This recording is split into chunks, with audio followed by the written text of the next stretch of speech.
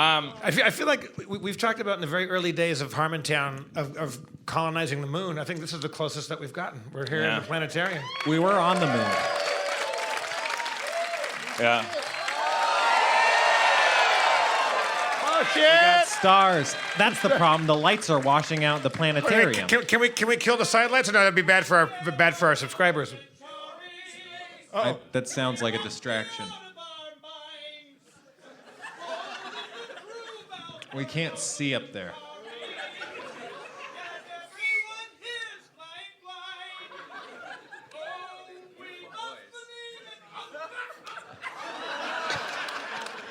Jesus. We can't see.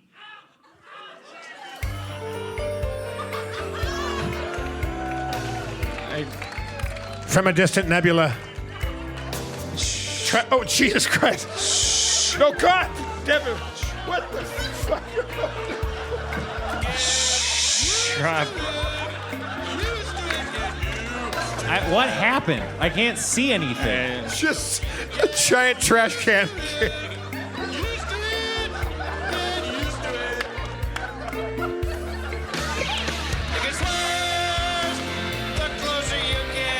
Are you okay? Rob Schraub.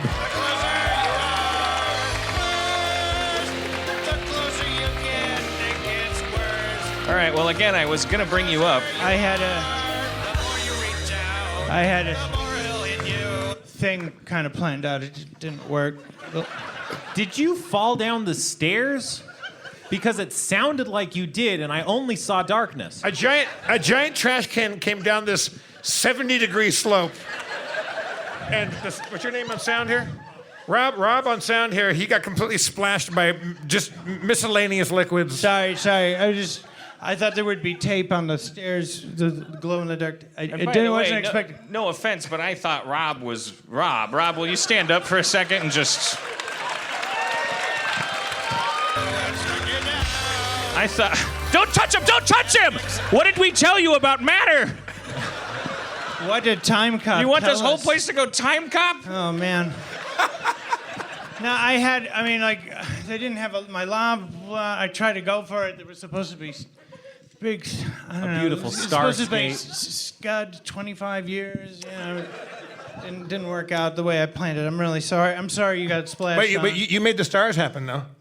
Was that part of your Yeah, that was just the beginning of it. It only got better after that. But I tripped and I fell down and I hit. So you did fall down the stairs? Well, I hurt myself, if you're curious. Yeah, I was. I asked if you were okay, and you just stared off into space. I hit my head a couple of times. Brain damage. I'm so sorry. Don't you already have like a hairline fracture all the way down your skull from when you saw Teen Wolf when you were in college and tried to do a handstand on the top of a moving car? Yes. When I was in high school, we watched Teen Wolf. I wrote that movie. In the theater. And then we went, wow, that looks like cool. Not turning into a wolf, or playing basketball, but... Turning into a wolf just seems like a path to growth. Yeah. It seems like you'll just learn you don't want to turn into a wolf as much as you want to respect your friends. Yeah, so we This car surfing thing, however, looks like a blast. This is really going to take off. So Corey Yoctis, Dan Kalo, and myself started driving Dan Kalo's car, driving down Mayville, like back roads and stuff where there was no like lights or anything as a farm area. And Corey goes on first, and he's like going, yeah, well, I feel I'm top of the world, yeah, king of the world, you know. And then he goes, okay, Schraub, it's your turn. And then as he gets off, he goes, dude, when the car stops, pretend like you're falling off. It'll freak out Dan Kalo, who's driving the car. And so I'm like, yeah, king of the world. And then Dan Kalo comes to a stop. And then every single thing went black. And I woke up 3 hours later in Dan Kalo's living room with Corey holding like a wad of newspaper. And it was like blood. And he goes, what do you want? Are you okay? Do you want to go to the hospital? No, I just want to go home and go to sleep. And they went, well, okay, it's either this or get in trouble, and they put me in a bed.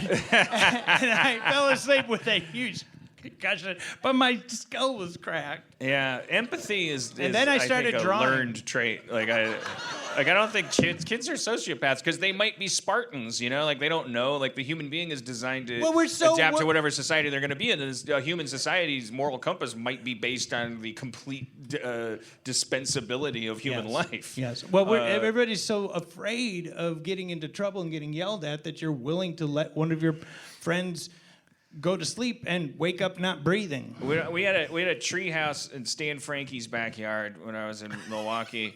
And you had Stan Frankie, I had Warren. You had Stan Frankie, I had Warren Stanky. Right. So we're sitting in Stan Frankie's Warren Stanky. treehouse. My favorite funk band. And Dave Bublitz comes over. Dave Bublitz. Dave Bublitz. Dave Bublitz, everybody. For your Dave Bublitz consideration. is from around the way, you know. He lives all the way up Calumet. Like he's like a different clique, you know. He wasn't like one of our Stranger Things tribe. He was like an ancillary character. And so he made a convenient, like, oh, let's not let Dave Bublitz up the tree. And we're like, Dave Bublitz, you can't come. He's like, I want to come up there. I want to come be up in your treehouse. We're like, you're not 52nd Street material. This is our plywood. This is our tree.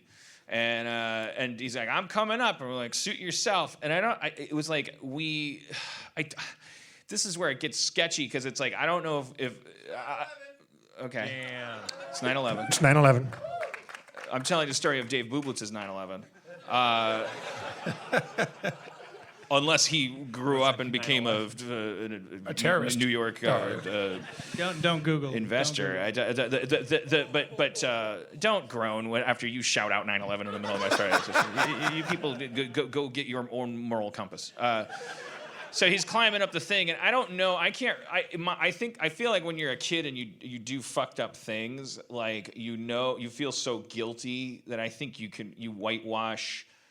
I think you alter the memory because my memory of it is that it was a total accident, like a Wile E. Coyote, Rube Goldberg thing. But I have a feeling from what I know of how evil children are that this was an intentional thing that we just didn't anticipate like having the results that it did, where there was like a 2x4 up there that was like just laying and there was an incline, and as Dave Bublitz forehead crested the threshold coming up, that this 2x4 in my memory just happened to choose that time to slide like right for it. But I'm like, let's be accountable and just even assume, let's blackwash if that's the opposite of whitewashing this like history, because like I bet somebody was like, you know, like and this 2x4 slid. And it hit Dave Bublitz squarely in the forehead. And then I remember this, like, he had this look on his face, and then I remember this tiniest little red dot on his forehead, like, immediately start getting bigger and bigger, and then he like fell, and then started shrieking, and we all like clamber down out of the tree, and he's like, ah. Stan goes into the house. He comes out with like a wad of paper towels, and he hands it to Dave, who like, we're all like 8 years old or something, and Dave like takes the paper towels and he touches them to his forehead, and then he pulls it back and he sees solid red paper toweling, and he just goes absolutely insane, and more so than he already had, and he runs for his dirt bike, and we all instinctively just run for our dirt bikes with him and just like give him a ineffective police escort to his home, where he's just shrieking and there's like paper towels like trailing, like he's just and we're all just like Blue Angels like flanking him. Just like riding up the hill, the Calumet, and then like goes screaming the entire way. So every every person weed whacking is stopping their weed whacking to see what's going on. There's just a kid with bloody paper towels like flying behind him. As he gets to his home, there's our little suburban front yards. Like he you when you were a kid, you just like ditch your bike. He just like gets to the front yard, ditches his bike, and runs as his mom comes out into the porch and into her arms with his bloody forehead. And we all just kind of like just kept riding. We had one job, just see him home safe. Permission to buzz the tower. So you weren't a part of the 2x4. You probably were. I'm telling you the honest to God truth. Somebody which is projected this thing towards him, like kicked it at him. Well, what I'm telling you is my memory of it sincerely is that the 2x4 just like moved. Like, and I'm a 45-year-old man going, what is the likelihood of that? You know, like there was already that's a hat on a hat, as we say in the writers' room. Like there was already a story happening here, and like we had malice toward this incursion, and so I just feel like whether we thought it would, you know, like we just like our physics are based on cartoons or something. I have a feeling that we were like, well, let's just do this as he comes up, you know, to like I just it's my 45-year-old like you know, cynical suspicion and also a little bit of like middle-aged accountability. Like I'm going like, how likely is it that my memory has actually altered Blade Runner style to remove accountability? Because I've told the story on this podcast too. Like we almost, I was like I remember like deciding to and executing the strangulation of a friend who was like he was putting on his scarf. We were like bundling up for winter,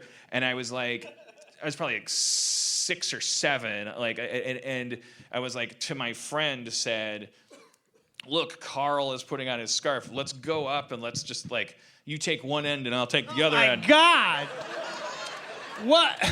And you thought his head would get really small and go through the knot like some kind of Jerry? I don't know, man. Tom and Jerry cartoon? I swear I don't know. I know that I wasn't thinking let's murder a human being. I know that I wasn't thinking that. No, I know. I know I was thinking like violence is fun. You know, I was thinking like he won't like it. He'll hate it.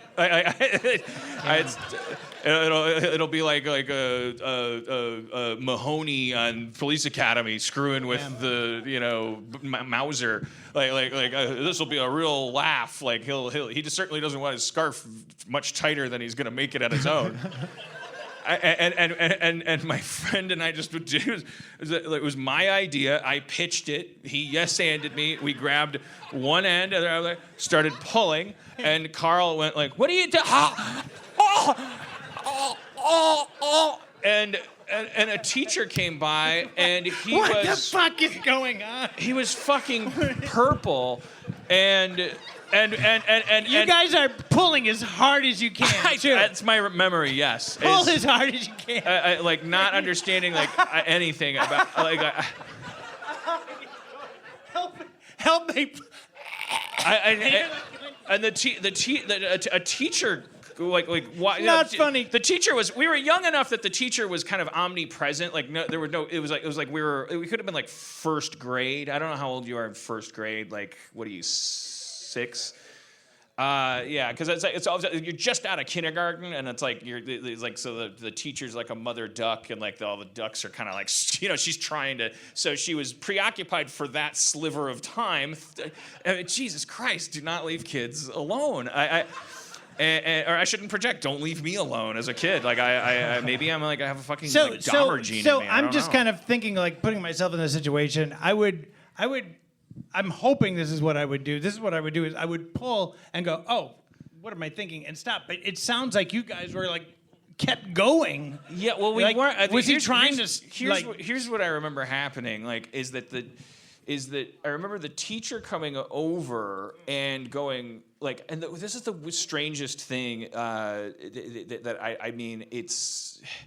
I'd have to like pull out like an overhead of the coat room or wherever we were, the foyer. There's just like kids in winter coats everywhere. They're all bundling up and putting on moon boots, and half of them are crying, and half of them are allergic to cheese. And You want to get that? There's just mass hysteria. You know, and so within this mass hysteria, like 3 kids are doing this like weird thing, and so I think what happened is the teacher somehow wasn't conscious of the crime that was taking place. She was only conscious of Carl dying. I think that's just how long his scarf was, that we were out of frame. Because it was Milwaukee, and maybe his mother lovingly knit a very long Doctor Who scarf for him, and so we were just like just out of the teacher's point of view, and so she was only just like her shock, the look on her face, and the tone of her voice. She was like, "Carl," and that's what I was like, "Oh," and I let go, and she's like, "Carl," and she like loosened the thing, and he's like, and couldn't speak. So he couldn't say, "These 2 people over here just tried to murder me. Take them to jail. Call the police." Like alter the course of his life. Did you just like go, "Oh man, what happened? Carl, are you okay?" We stepped forward and said, "Allow me to introduce myself. I feel somewhat responsible for this. I see you're overwhelmed, Mrs. Burr. I should stay here." In fact, no, we fucking backed up and turned and walked away. And never spoke of it. Never spoke of it again. And Carl, I did improv with him in Milwaukee later, like when we were in high school, and I was like, "Do you remember me almost murdering you?" And he's like, "No, man, I don't remember that. You want to get high?" Well, you. And I'm like, would he have worked for NASA? He was like a really cool, funny guy, You like in high his school. brain long enough for him to forget. He was like he ended up in comedy sports, and he was like the funniest guy in his high school comedy sports team, and then and was like a really, really like awesome dude that everybody liked. But he kind of had this personality that was like, "Oh man, all right." It's kind of the Michael Richards of his school. And I always thought like, would he have worked for? Would he have gone to MIT? You gave him a partial stroke. Yeah, I mean, like did I just nudge him into comedy, like, you know, like killing like a little bit of like math or something? I'll have to wonder forever. But he forgave me, the him that I created. Forgave me. So So Bublitz was in the treehouse, trying to come up your treehouse with. And I want to say, in all these stories, there's other kids there. This isn't like a Tyler Durden thing where I'm just murdering people and. So I know their names sound made up, but these kids. So it was you, Dan Harmon, and who was on the other end? Well, I'm not gonna. Now that it's gotten into the criminal. Well, make up the first name. What is the last name? Because it's Milwaukee, so it's some fucked up. What are you asking? You said Bublitz You're asking and who's in the Ramstamp? treehouse? Frankie, No. I'm just saying. Who is holding the other end of the scarf? Yeah, I'm just. The point of it is just like because you said Bublitz and Ramstack and whatever. It was Stan, whose treehouse it was. Frankie. Stan Frankie. Well, yeah, can we? Now I feel weird about naming Frankie everyone's names. Is responsible for the death of this damn. child. No, it was my pitch. It was your pitch. Fine. I'm just saying, like, you've noticed this. We have, like, in the Midwest, we have screwed up. My favorite name is one of Rob's friends. Was a girl that Rob went to school with. Her name was Missy Poppenfuss. Oh, I was hottest girl in 8th grade. But we live in this area. I know. I want to say because I had this big crush on Linda Sheenbuckner in 4th grade. I was like, these names are great, but and if you try to fake them, they're not great. But now we live on Facebook, and then people like type these names in, and then it's like I don't know. I was really good friends with a guy named Brian Schroffnagel. What the fuck? And you don't think these names are weird until you meet Jeff, or come to Los Angeles. Do you guys have weird names? Anybody? No. What's that? Tommy McPhee. That's your name? Oh, okay. Tommy McPhee. Elementary school. Yeah, my teacher.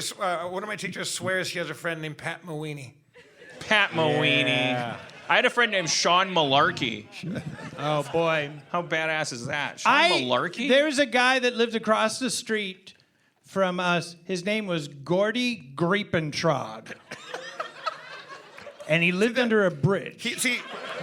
Was a name like that? You have to be a hockey player for the Islanders. Gordon Griepentrog. But they call a him bag Gordy. of rice to pass this bridge. Gordy. Well, a lot of people Griepentrog. don't know that you changed your name. You shortened your name for show business. Your name Not is for show business, your name for is- pussy. Your name.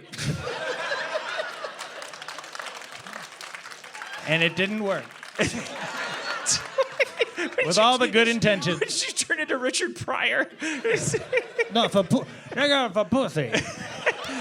And it didn't work. And it didn't work. No, you shortened your full last name is Schrabaduke. No. Whoa. All right, I thought that would get a bigger laugh. I guess. Big time.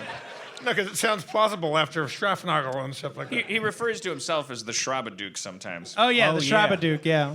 All right. Well, anyways. Names are stupid. Yeah. Like Was, people. was Tommy McFeely your crush when you were in grade school? But Now he's Mr. McFeely. you had bigger fish to fry, or you just weren't? You Me were too. what? Sorry. She had a lot going on. Oh, you had okay.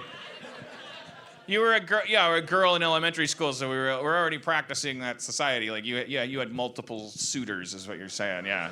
You got out of bed every day and were like, well, how am I going to handle my situation without getting slut shamed? Is like basically you're like I gotta form a circular network where I don't piss anybody off and all this stuff. And Tommy McFeely's like, how am I going to bag whatever your name is, which we will let have you leave you to your privacy.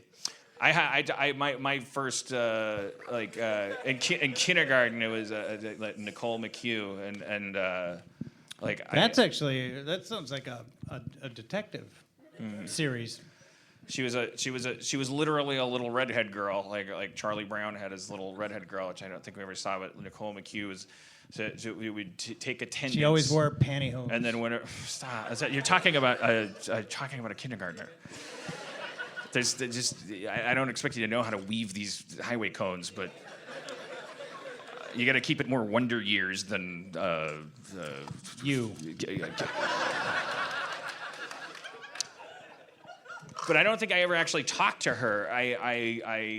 What I remember is that during attendance, when my name was called, she would look at me and giggle, and when her name was called, I would look at her and giggle.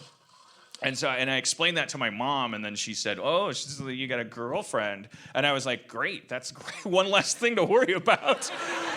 I feel like my memory is that I just never fucked with it. Like I just like I'm not gonna go talk to her now. I was just like I got this. This is great. Like every morning I get this partner, this life partner. And she has no idea. Did it ever? No, she did. Well, she probably doesn't remember, but she had an idea. We were soulmates. It was just bound to morning roll call. I think you're doing a little bit of rewriting history with a little Bublitz. Maybe 2x4. I think you were giggling. I don't know why I'd make. Why would I revise that though? I'm a very self-loathing. Like why would I? Because it would be such an unusual thing. So it wasn't like I moved. It would make sense that I made that up if the rest of the story was that I stalked her kindergarten style and wouldn't leave her alone and stuff. And the reason why I did that is because I was getting green lights. I would make up the green lights. Yeah. But the way I remember it is that it was the perfect relationship because I never talked to her. And Sounds perfect. And there were I was aware of the fact that there were lots and lots of girls that had no desire to giggle and smile. Hey, it's okay. It's all right. It's fine. It's not your fault. Yeah, you're happy. It's you're not happy your now. fault. You're happy now. It's not your You're fault. happy now, man. Look at all not these your people fault. came out to see you. You guys are not your jerks. fault.